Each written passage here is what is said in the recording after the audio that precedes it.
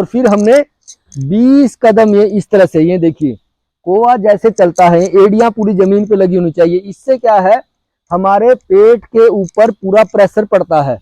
तो 20 कदम हमने इस तरह से अपने टॉयलेट तक पहुंच जाइए बस।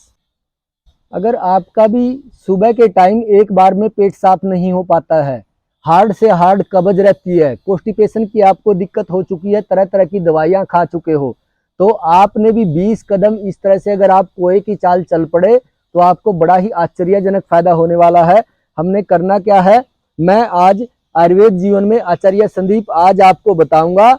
सुबह पानी पी करके 20 कदम ओनली अगर आप कोए की चाल चल लिए, यह हमने 3-4 गिलास इस तरह से सुबह खाली पेट उठते ही गुनगुने पानी के पी लेने हैं। 3-4 गिलास, 1 गिलास पी लो, 2 गिलास पी लो, 3 गिलास पी लो, जितना आप आराम से पी सकते हो। तो इस पानी को पी करके हमने क्या करना है, हमने फिर 20 कदम इस तरह से चलना है। चलने का तरीका आप अच्छी तरह से देख लीजिए कि आपने चलना किस तरह से है, उससे आपको कब्ज जैसी समस्या के अंदर बड़ा ही अच्छा फायदा होगा। पेट आपका जो टाइट रहता है वह नरम होना शुरू हो जाएगा। और जिन व्यक्तियों को टॉयलेट के अंदर घंटों घंटों बैठना पड़ता है, उनको घंटों घंटों नहीं बैठने की जरूरत है। बस आपने क्या करना है, इसको अच्छी तरह से कर लेना है।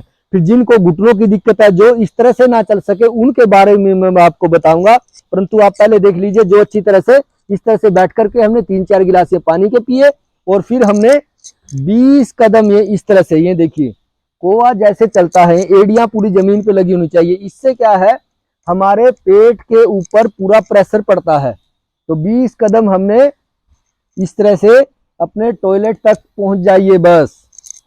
तो आपके इससे पेट पे इतना अच्छा प्रेशर पड़ेगा। ये देखिए मेरी एड़ियों को भी आप देखते रहेंगे, एड़ियों को भी आप देख लीजिए अच्छी तरह से, जैसे कोआ चलता है ना, तो बस आपने भी इसी तरह से ही चलना है।